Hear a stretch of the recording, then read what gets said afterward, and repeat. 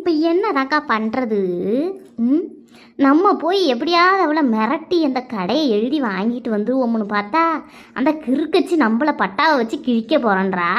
ம் என்னதான்னு ஒன்றுமே புரிய மாட்டேங்குதே.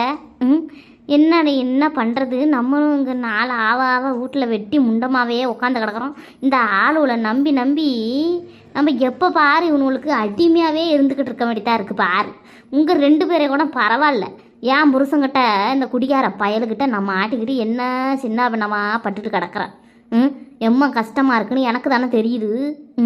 நீ எல்லாம் வச்சது சட்டமாக நீ பேசுவ. உன் புருஷங்கிட்ட உன் மவகாரி சம்பாதிக்கிறா, பணத்தை அனுப்புனாலும் உன் பேங்க் அக்கௌண்ட்டுக்கு நம்பருக்கு போட்டு விடுவா. இந்த குடிகார பயல்கிட்ட நான் குடும்பம் நடத்தி ஒரு முளவு வாங்க ஒரு சீரகம் வாங்க கூட அந்த ஆளை கேட்குற மாதிரி இருக்கும். என்ன தான் பண்ணுறதுன்னு தெரியலையே. இப்படியே போய்கிட்டு இருந்தால் என் நிலமை என்ன ஆகிறது? இதுக்கு தான் எப்படியாவது ஒரு 3 லட்சத்துக்கு வாங்கி ஏதோ ஒரு கடையை போட்டோம்னா செவனோன்னு உக்காந்துருக்கலாம். மாதம் ஆனால் நல்ல சம்பளத்தை எண்ணி பார்க்கலாம். எப்போ பாரு இவனுங்களை நம்பியே நம்ம குட்டிச்சவராக போக வேண்டியது இருக்குது. நான் மட்டும் புலம்புறேன், என்ன 2 பேரும் அமைதியாக உட்காந்துருக்கீங்களே. உங்களுக்கு என்னலாம் பிரச்சனை? இங்கேருந்து வந்ததுலேருந்து இப்படியே தான் உக்காந்துருக்குறீங்க. அவளையும் உருட்டி பார்த்தாச்சு, மிரட்டி பார்த்தாச்சு. அவள் என்னமோ பெரிய லாட லவக்கு மாரி பேசுகிறா. அவள் புருஷங்காரனை தூக்கி கொண்டு போய் ஜெயிலில் போட்டு அவள் திமிர அடங்கலை. என்னமோ சூளாயிக்கிட்ட போக போகிறான், வீரமகாளி அம்மன்ட்ட போய் சொல்ல போகிறான். என்னென்னமோ சொல்கிறா, என்ன சொல்லுவான்னு தெரியல. ஏக்கா நம்மளை சொல்ல மாட்டாளக்கா, எல்லாம் அந்த இவ பேர் என்ன டயனா தானே சொல்லுவா. நம்மளை சொல்லிவிட்டானா அப்புறம் அவ்வளவுதான் பார்த்துக்க, அவளை கொலை பண்ணிடுவோம், கொலை. நம்ம என்ன பண்ணோம்? போய் குத்தி காட்டிவிட்டு வந்தோம். அது ஒரு பெரிய கதைன்னு நம்மளே போய் போட்டு கொடுப்பாள. நான் மக்க மனசாலுக்கு பயப்படுறேன்னா இல்லையே இந்த வீரமகாளி அம்மனுக்கும் இந்த காளியம்மன் கோயிலில் போய் சொன்னாலே எனக்கு பயம் தாங்காது பாரு. நம்ம ஊரில் அப்படி தானே ஒரு ஆள் போய் என்னமோ அந்த கோயிலுக்குள்ளேயே கொலை பண்ணிவிட்டாங்களாக்கா. அந்த மாதிரி எல்லாம் நடக்குதுங்க. என்னமோ பயமாக இருக்குது. எத்தனை வருஷம் கழிச்சாலும் அந்த வீட்டில் உள்ள ஆளுகள் எல்லாம் கொன்று போடுதாம்மா அந்த சாமி. ஊருக்குள்ளே பேசிக்கிறாங்க அப்படி. அது உண்மையா பொய்யான்னு எனக்கு தெரியாது பார்த்துக்கோ. எனக்கு அதனால ஒரே பயம். நம்ம மக்களுக்கு பயப்படுறோமோ இல்லையோ, மனுஷனுக்கு பயப்படுறோமோ இல்லையோ, சாமிக்கு பயந்து தாயக்கா ஆகணும். அவையாட்டி நம்மள போய் சொல்ல போறா. நீ வேற யாட்டி வைத்தறிச்ச காட்டிட்டு உட்காந்துருக்க சத்த கம்முனு இருட்டி. நானே ஆட்டத்தில் இருக்கிறேன். கடையும் விட மாட்டேங்கிறா, கோழி கடையும் வச்சு கோழி கடையும் விட மாட்டேங்கிறா. இப்படி அவள் மட்டும் முன்னேறிக்கிட்டே என்ன மற்றவங்கள என்ன யாவது? இதுக்கெல்லாம் ஒரே வழி தாண்டி இருக்கு. நம்ம ஊருக்கு போன மாமியாரோட எப்படியாவது எப்போ வருவாள்னு தெரியலையே. இப்போ தான் போய் 20 நாள் ஆகுது. கிட்டத்தட்ட 40 நாள் ஆகுமா வர்றதுக்கு. என்ன பண்ணுறது? இதுவ இருந்தாலும் இதில் கிள்ளி சொரிஞ்சு விட்டோம்னா போய் நல்ல 4 கதையை புறணி பேசி ஊர் ஊரா சொல்லி இவ கடையில் வீணா போன கோழியை விற்கிறாங்கன்னு சொல்லி கேள்வி சொன்னாதான் பெரிய கதையாக வராத எங்கேயுமே. அப்படியாவது இவ கடையை மூட வைக்கலாம்னு பார்த்தா இவ என்னமோ அப்படி ஸ்ட்ராங்காக இருக்கிறா. புருஷங்காரனை ஜெயிலுக்கு தூக்கிட்டு போனாலும் கொஞ்சம் கூட ஒரு விசனம் இருக்கா, வித்து இருக்கா. திரும்பவும் கடையை நம்ம இப்படி பேசிட்டு வரோம், திரும்ப கறியெல்லாம் எடுத்து வச்சுக்கிட்டு விற்கிறாள. என்ன மாதிரி ஆளாக இருப்பான்னு எனக்கே ஒன்றும் புரியல டீச்சையா. எனக்கு அந்த டென்ஷனில் வர இருக்குது, 10ஆத்துக்கு இந்த டென்ஷன் வர இருக்குது. என்னன்னு தெரியலை. காலையில் என் புருஷன் வந்து ஒரே கோபமாக வேலைக்கு கிளம்புனார். என்னன்னு தெரியலையே எனக்கு.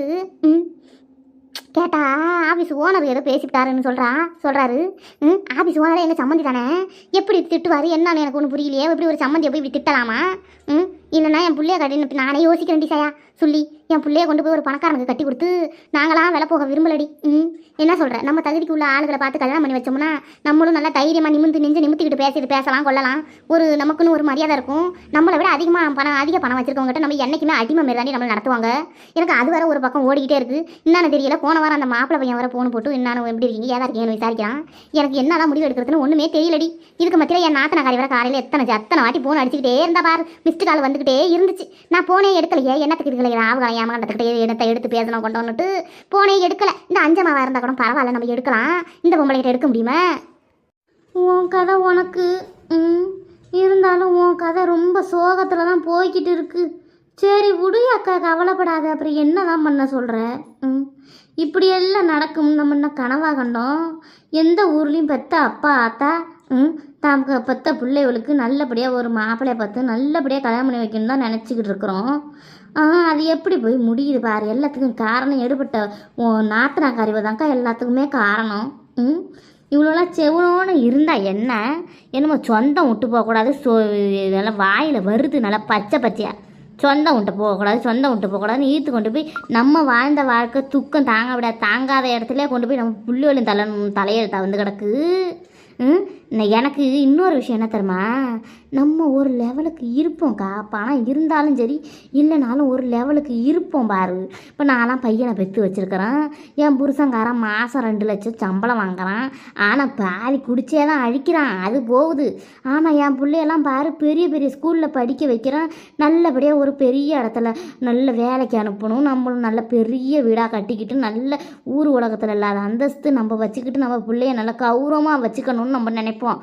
ஆனால் எடுபட்ட இந்த நாத்தனாகாரி இருக்கிறாள் ஒன்றுத்துக்கு ஒன்றுத்துக்கு வழி கிடையாது.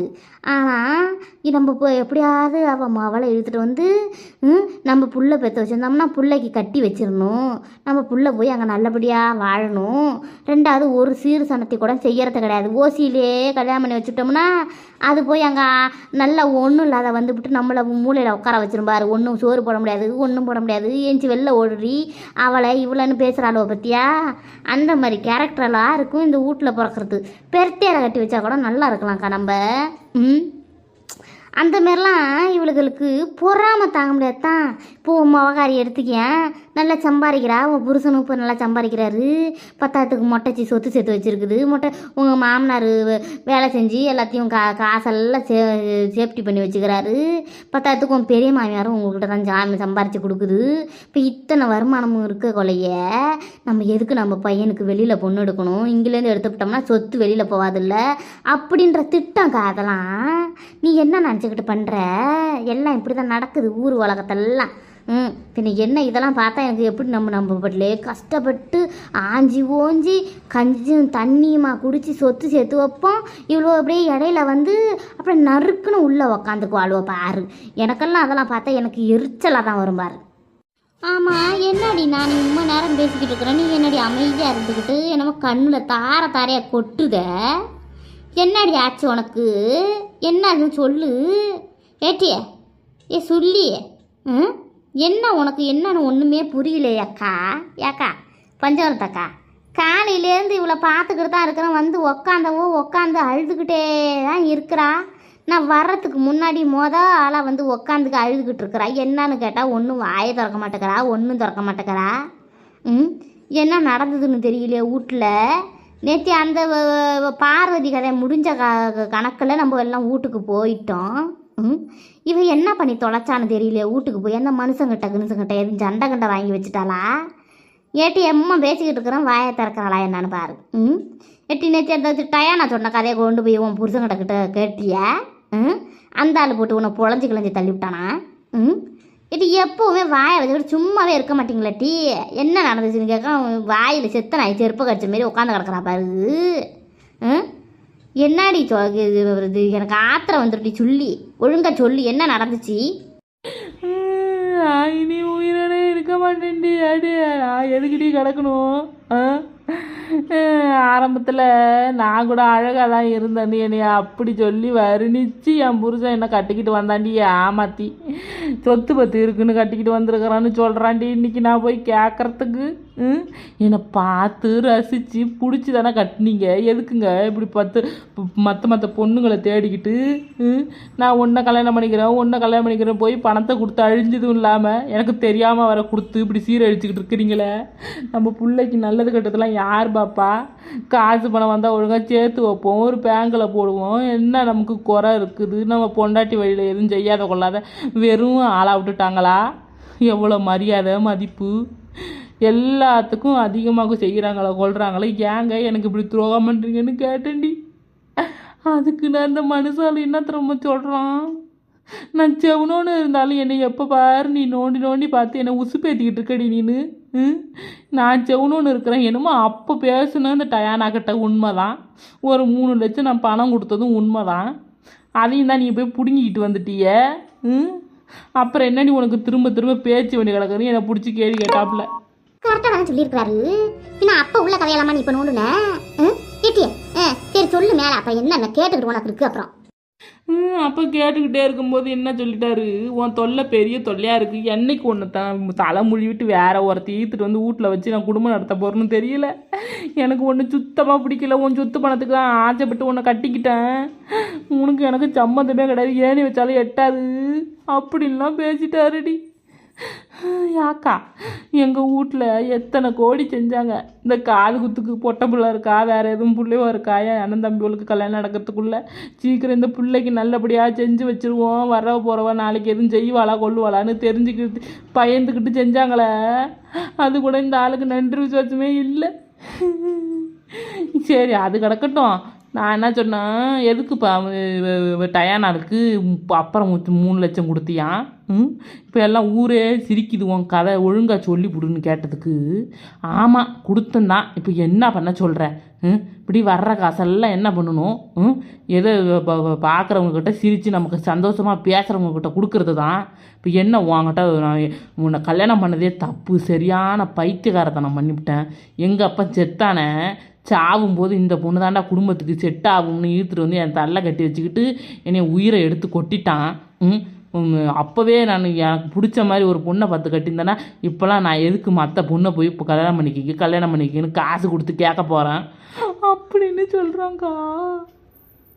ஐயோ என்னடி சொல்கிற சொல்லி இப்படியா சொன்னாமா புருஷா, எனக்கு வர வர அந்த ஆள் மேலே கொஞ்சம் கூட மரியாதை இல்லை பற்றி தெரியுமா, எதுக்கு இதுமாரி ஆசை வச்சிருக்கணும், நல்லா நேராக போய் பார்த்தா அவன் விருப்பத்துக்கு ஒரு பொண்ணை பிடிச்சி ஈத்துக்கிட்டு வந்து கல்யாணம் பண்ணிக்க வேண்டியதானே, எதுக்கு இப்படி அப்பாவி பொண்ணு வாழ்க்கையில் கெடுக்கிறானுவலாம், ஏற்றி உன்கிட்ட சொத்து பத்து இருக்குன்னு உன்னை இழுத்து உன் மாமனார் இழுத்து சேர்த்து வச்சுட்டு போட்டா அந்த ஆள் இப்போ கடந்துக்கிட்டு இப்படி எல்லாம் பேசினா என்ன அர்த்தம், வாழ தோணுமா நமக்கு, ஏ சாமி நானா இருந்த முத்தத்தில் தொங்கிருப்போம்ட்டு இத்தனை நேரம், நீன்றதோட ஏதோ இருக்கிற பாரு, எனக்கெல்லாம் வந்ததுன்னா அவ்வளவு தான், அந்த ஆளையும் சரக்குன்னு ஒரு கோடு போட்டுவிட்டு நான் இத்தனை நேரம் தொங்கி நிலையில, பின்ன என்னத்த நான் சொல்கிறது, எம்மா வருது பாரு ஆத்திரம், இப்படியெல்லாம் பேசலாமா, ஒரு பிள்ளைய பெற்று பிள்ளைக்கு பாதி வயசு ஆகி போச்சு, இன்னும் 10 வருஷம் கடந்து அவனுக்கு தாலி கட்டி வைக்கிற வயசு வரப்போகுது, இந்த வயசில் பொண்டாட்டி தேடுறானா பொண்டாட்டி, ஃபஸ்ட்டு மகளிரில் கொண்டு போய் உன் புருஷனை தள்ளி முட்டி தட்ட வைக்கணும் முட்டி சொல்லி, என்னதான் நினச்சிக்கிட்டு இப்படி பண்ணுறாருன்னு தெரியல அந்த ஆளு. நீ பேசுகிற பேச்சிலே இப்போ என்னை முத்தத்தில் தொங்குனா என்னன்னு கேட்குறியா, எம்மா செஞ்சுருப்பாங்க எங்கள் வீட்டில், என்னை பிடிக்கலன்னு இப்படி எல்லாம் பண்ணிவிட்டு இப்போ நீயே சொல்கிற முத்தத்தில் வர தொங்குன்னு வர, எனக்கு ரொம்ப வேதனையாக இருக்குக்கா, காலையிலேருந்து துணி கடையாவது இந்த கடையாவது அதை பற்றி பேசாதீங்க, இனி கடுப்பாக ஆக போகுது எனக்கு, என்னம்மா எனக்கு கோபம் வருது தெரியுமா, ஆனால் எனக்கு வந்த கோபத்துக்கு அந்த ஆள் கை காலை உடைச்சி வீட்டில் உட்கார வச்சுட்டு அந்த கவர்மெண்ட் வேலையை பொண்டாட்டிக்கு எழுதி கொடுப்பானுல்ல அந்த மாதிரி நான் எழுதி வாங்கிக்கிட்டு போய் நான் சம்பாரிச்சு கஞ்சி ஊற்றலான்னு எனக்கு அம்மா கோபம் வந்தது தெரியுமா. அத்தாண்டி அதான் கரெக்டு பார்த்துக்க, எப்படி இப்படி இருக்கிறானா உன் புருஷங்காரன் பைத்தியக்கார பைய, கொஞ்சம் கூட ஒரு ஈவி இறக்கம், ஒரு பொண்டாட்டிக்கு இப்படி துரோகம் பண்ணுறமேன்ற ஒரு பயனாயம் இல்லை, என்னம்மா இருக்கிறானுங்க பாரு, ஏ அத்தா சி என்ன எனக்கு இப்படி வருது, வாயில் கொஞ்சம் நெஞ்சமாக வருது, சரி அது கிடக்கட்டும், நான் என்ன சொல்கிறேன்னா துணி கடைலாம் சொல்லாத, உன் புருஷங்காரன் பணம் இருக்கிற திமிரில் தான் உன் புருஷங்காரன் அப்படி பண்ணிக்கிட்டு இருக்காப்புல, நம்ம 3 பேரும் ஒரு திட்டம் போடுவோம், நல்லபடியாக ஒரு பெரிய கடையை போட்டு நம்ம தான் அதுக்கு ஓனர்னு உக்காந்து உன் புருஷன் என்ன 2 லட்சம் 3 லட்சம் சம்பாதிக்கிறாரு, அதை விட தாண்டி நீ சம்பாரித்து எடுத்துக்கிட்டு போவணும் டீ, அப்போ தாண்டி ஓ மேலே அந்த ஆளுக்கு ஒரு மரியாதை வரும், நீ எப்போ பாரு அந்த ஆள் சம்பாதிக்கிறதே வச்சு நீ அதுக்கு கொடு இதுக்கு கொடுன்னு கேட்குற பற்றிய ஒரு குடும்பக்காரத்தனமா, அதெல்லாம் அவங்களுக்கு ரொம்ப கேவலமாக போச்சு, கேவலமா, இத்தனை செய்முறை செஞ்சும் அந்த ஆளுக்கு திருப்தி இல்லாமல் வேற ஒரு பொண்டாட்டி தேடுறானே, அவனை எங்கே போய் நிம்மதியாக வாழ்ந்துருவான் நீ நினைக்கிற, சரி இரு நீ எதுவும் கவலைப்படாத, நம்ம ஒரு திட்டத்தை போடுவோம்.